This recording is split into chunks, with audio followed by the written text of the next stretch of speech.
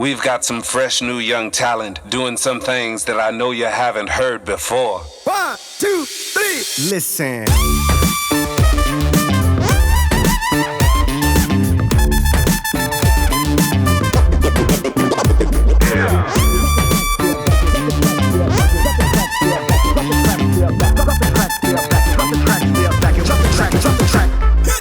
It's for the love of the shit that I do it, and I'll give my last breath to prove it. See, I'm a vet when it comes to this rap love, and if it's all I have, then I'm good, bruh.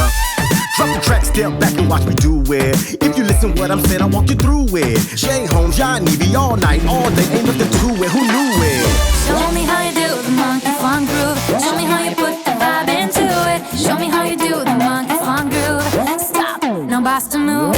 Show me how you do the monkey funk groove. Show me how you put the vibe into it. Show me how you do the monkey funk groove. Stop, no boss to move.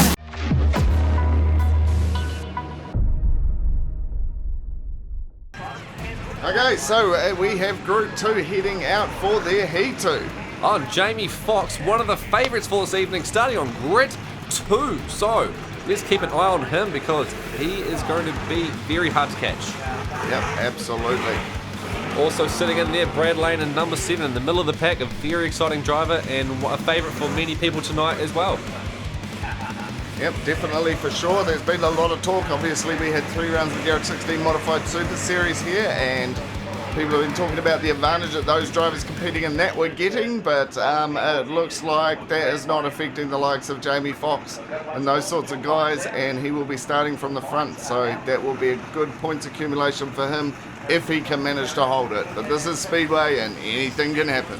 Although I guess we'll see how much of an advantage the series are giving people when we find out who the new 1, 2 and 3 in Z are. Absolutely. But Dan Ray sitting in pole position there all the way from Christchurch. He'll be feeling Jamie Foxx on his shoulder for sure. Unfortunately, Andrew Naven has had an engine blow up, so that's why that grid position is missing, but they're coming around the last corner now.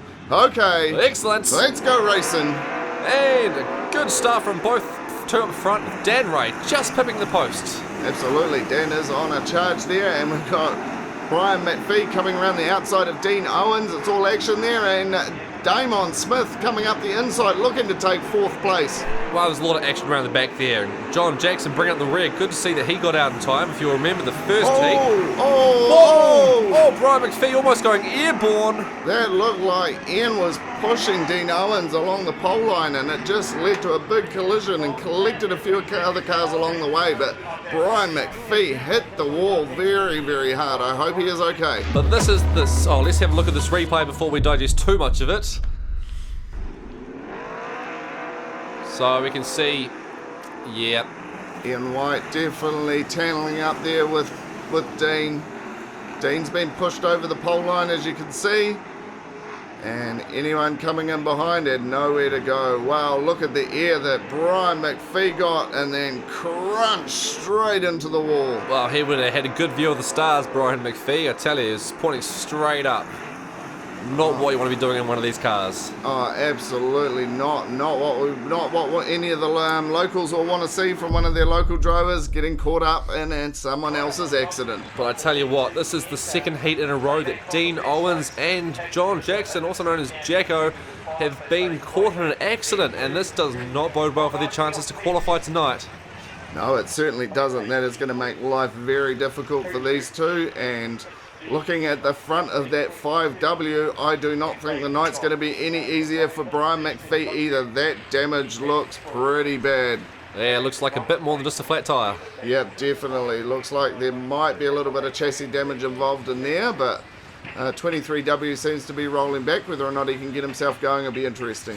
Well, I certainly hope he can, because he definitely needs these points. But John Jackson, as I said before, one of the favourites for the championship this evening, currently on the back of a trailer sitting on the infield. He will be fuming. He will be fuming for sure, and not much of a better night for Ian White.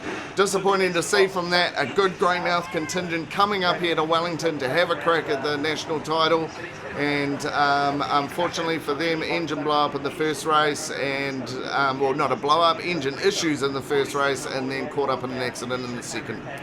That's right, but we've still got Steve Thompson holding strong for Greymouth, so not all hope is lost for them. Absolutely not. So they're lining back up forming up, heading round for another restart. Dan Ray from Christchurch is still holding the number 1 position with Jamie Foxx, one of the favourites, sitting in second. Yeah, absolutely. He has come all the way up from Christchurch and is having a real good crack at this title. And they're off. And Jamie Foxx looking for the inside line, but Dan Ray very quick off the start there. Absolutely, and Brad Lane looking to make a move on Damon Smith there. Yep, that's right, and it looks like he is still battling for him, and Damon going quite wide, giving him a wee glimpse on the inside there. Absolutely. So only 3 laps into this 15-lap race, and it feels like there's already been a whole heap of action, mate. Oh, that's absolutely crazy. I can't believe we're only in lap 3, but Brad Lane battling with Damon Smith right now. Yeah, Newton Gorge, who went very well in the first heat for this group, he is also battling with them too. Started further back on the grid, so he'll be looking to accumulate as many points as he can possibly get and guarantee a spot for tomorrow night. And as we can see, Dean Owens out the back there, but look, Steve Thompson, 54, GM from Greymouth, holding the candle for Greymouth, going forward, but Jamie Foxx and Dan Ray now opening up front. Yeah, they certainly are. And Dan Ray in lap number 6. Yeah, so it's all kind of settled down a little bit for this group, but as I say, Matt Newton looks to have a bit of a look up the inside of Brad, and Dean Owens keeping himself out of trouble down at the back there. But as we know with these cars, sometimes they're set up for the start of the race, sometimes you're set up at the end. It's one of the great things about mods. You never know what's going to happen. That's right, it's going to be action at the start, it's going to be action in the middle, action at the end, all the way through with these cars. One of the reasons it's such an excellent class to watch. Yeah, absolutely. And it looks like the track prep tonight has been pretty good, because these cars are picking whichever line that they want to end up on. It's great to see. Many lines of racing makes for great racing, great spectatorship. Especially with these wing beasts, mate. If they've got the opportunity to overtake, they'll give it a nudge. There's no scaredy cats in this lineup of drivers, so give them a good track and they're going to put on a show. Definitely, as we can see from Steve Thompson, flinging it wide outside there, and currently in 4th place. But Dan Ray creating a bit of space between him and Jamie Foxx now. I did not expect to see this. No, did not expect to see this at all, but he is absolutely sailing along there. He has got that car hooked up. Dan Ray, he's taken most of the season, had very quiet, just doing club days at his own home track, hasn't travelled much, so thought he might have been at a disadvantage here, but maybe the rest has paid off, and maybe he's just extraordinarily hungry for it. Yeah, maybe the term just like riding a bike is just like driving a modified for some of these drivers that are very good at what they do. Yeah, but not for us normal people here, and it's a bit trickier than it looks. Yeah, I actually know how tricky it is, and I can assure you, I don't think I would even have a go at going up against these guys without a million more laps of practice. Oh, mate, I'd give that a good watch, I'll tell you that. You'd give that a good watch? Definitely. I think that sounds like a little bit of a challenge. We'll have to see what we can arrange at the end of the season. I think you'd be surprised what we could arrange, but still, Dan Ray out front by a long shot. I must say, Vince, imagine if a couple of drivers are crazy enough to give us their cars to have a bit of a go, but back to the action, mate, back to the action. Before you chicken out of it, let's have a little bit of a talk about Jamie Foxx in 2nd place there.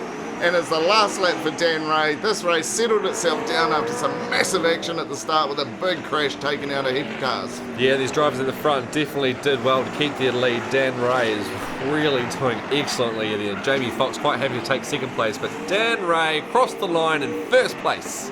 24C takes the spot. Jamie Foxx in 2nd, Blair Luscombe in 3rd, and Steve Thompson in 4th. That's right, and Jamie Foxx with good points for this heat, meaning he will be a top contender for qualifying as everyone has expected. Yeah, so 3 DNFs, 1 did not start, high attrition rate.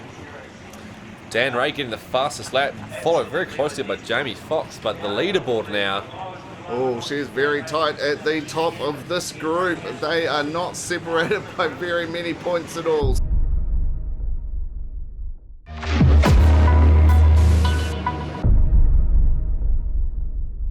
Dan Ray, 24C all the way from Christchurch. You took out that heat in spectacular fashion. How do you feel about that one? Yeah, it's pretty good, eh? It wasn't really. I thought Foxy was gonna. Yeah, didn't. Yeah. Wow. Yeah, no, I know what you mean. He was breathing down your neck, and he's a formidable character, but you held him off. and you came third in the first heat as well, so that's got to be great for your qualifying chances for tomorrow night, right? Yeah, so just a case of finishing the next one and start again tomorrow. Excellent. Well, you've definitely played this one textbook, I think they would call it. What are you thinking about your chances tomorrow night? Oh, yeah, I don't know. It's a bit different, 20 cars. You know, there's a bit of carnage out there and there's only 12 cars in each heat, so it'll be survival, game of survival. Yeah. It was great to watch that, and I look forward to seeing you in the next heat, and then I'm sure we'll see you tomorrow night as well. Yeah, thanks, man. Cheers. Thanks, Dan.